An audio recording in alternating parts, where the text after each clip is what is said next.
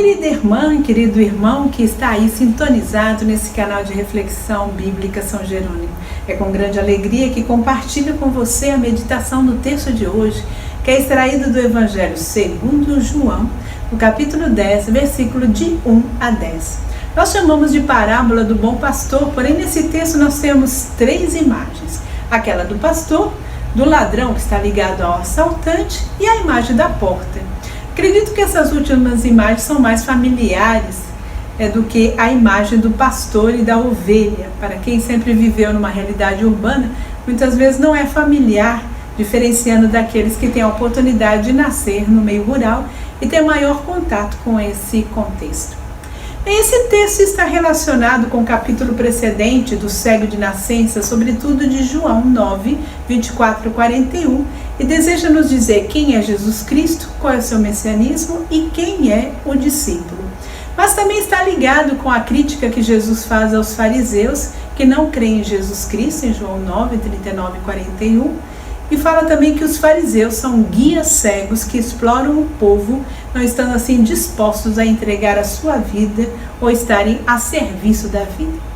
Bem, essa imagem do pastor é utilizada muitas vezes no Antigo Testamento para designar os dirigentes do povo, ou o rei ideal, ou futuro rei messiânico, ou às vezes o próprio Deus.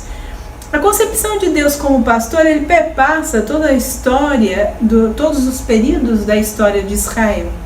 A primeira característica do pastor é aquela que guia e conduz. No sentido teológico, ou seja, quando Deus é pastor, indica a experiência de ser guiado e conduzido pelo Senhor. É a concepção de um Deus que se solidariza com o povo.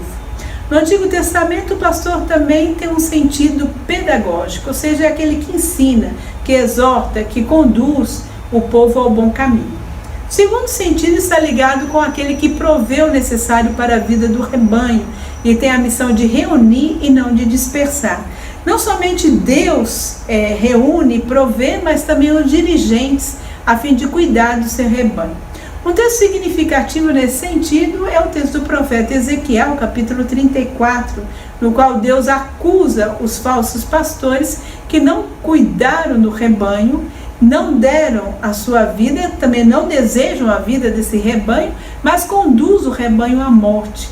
Ele também não reúne para o bem comum, mas propaga a dispersão. O pastor, no terceiro sentido, é aquele que liberta. Isso nós vemos na experiência exodal, mas também na crítica aos falsos pastores que oprimem o rebanho, não fazendo assim a sua função de libertar esse rebanho. No sentido simbólico, o pastor também é aquele que faz justiça, e isso nós encontramos também no texto de Ezequiel 34, no versículo 17, 20 e 22. No Evangelho segundo João, Jesus se apresenta como pastor que cuida das ovelhas, chama-as pelo nome, as conduz, caminha à frente e dá a vida por essas ovelhas. É necessário ter presente que pastorear é uma experiência cotidiana para Israel e que o recinto das ovelhas era pequeno. Desse modo, o pastor cuidava de um pequeno rebanho, estabelecendo uma relação privilegiada com as suas ovelhas. Por isso, a imagem do pastor está relacionada com o afeto, com o cuidado. Jesus realmente é o pastor, pois conduz e despoja-se da própria vida para salvar a vida de seu rebanho. O evangelista, logo no início, ele estabelece esse contraste com o verdadeiro pastor, o ladrão e o assaltante. No texto não existe a expressão mau pastor, pois pastor é um termo utilizado somente para aquele que é realmente pastor. Os outros são ladrões e assaltantes. Palavras utilizadas no Evangelho joanino para os dirigentes dos judeus, isso nós encontramos em João 12:6, para os chefes e para Barrabás, em João 18:40, está relacionado com a violência. Percebe-se que não é dominando que se cria uma relação com o rebanho, mas dando a sua vida por ela. Assim, as palavras de Jesus nos convidam a uma mudança de mentalidade e também do modo de se relacionar. Em João 10, percebemos que as ovelhas ouvem a voz do pastor, seguem aquele que é o verdadeiro pastor por reconhecer a sua voz. Mas do estranho elas têm medo e fogem, porque não são os verdadeiros pastores, mas aqueles que desejam matá-las. O verbo conhecer expressa assim essa dimensão relacional. É um conhecer que envolve todo o ser, que nasce das relações interpessoais. Por outro lado, exprime a processualidade e significa uma relação pessoal e vital entre Jesus e a humanidade. Mas também consiste em reconhecer a sua ação na história. É uma experiência existencial que gera uma profunda comunhão. A segunda parábola que nós temos nesse texto é quando apresenta Jesus como a porta. Jesus é a porta. Por meio dessa imagem, Jesus afirma que ele é o lugar da presença de Deus. Isso se dará de uma forma definitiva na entrega de sua vida, para que todos possam ter vida em abundância. Portanto, Jesus é a porta que protege, mas também é a porta que abre para novos horizontes. E é Ele que nos convida a sair da nossa autorreferencialidade, pois nosso encontrar-se com o Senhor não é uma experiência intimista, estática, mas se Ele é o centro de nossa vida, Ele nos descentraliza.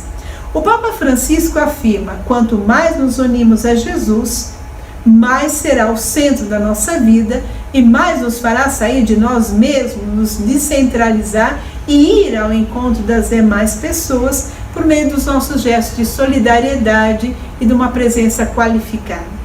Assim eu deixo algumas perguntas para nós. Primeiro, como percebo na minha vida a ação de Deus e de Jesus como pastor, como aquele que conduz, provê, liberta, reúne, salva, faz justiça, que doa a sua vida por nós?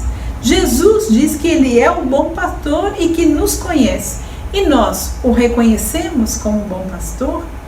Como dirigentes, somos aqueles que dão a vida pelos demais ou somos como os assaltantes, que tiram a vida, que exploram essa pessoa, que somos indiferentes ao outro ou que realmente fazemos descaso, né, das necessidades das pessoas?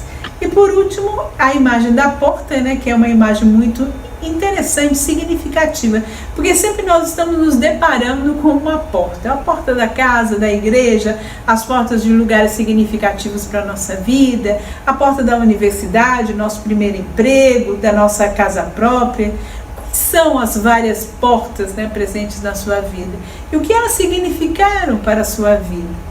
E a outra questão é se na sua comunidade, sua família, você é uma porta que sempre está fechada ou somos, né, uma porta aberta, no sentido de estarmos abertos para acolher, para uma comunicação fraterna que transmite confiança, ou somos uma porta que intimida? É uma boa reflexão para todos e todas nós, e que vocês tenham um lindo dia marcado por esse carinho que Deus tem por cada uma e cada um de nós.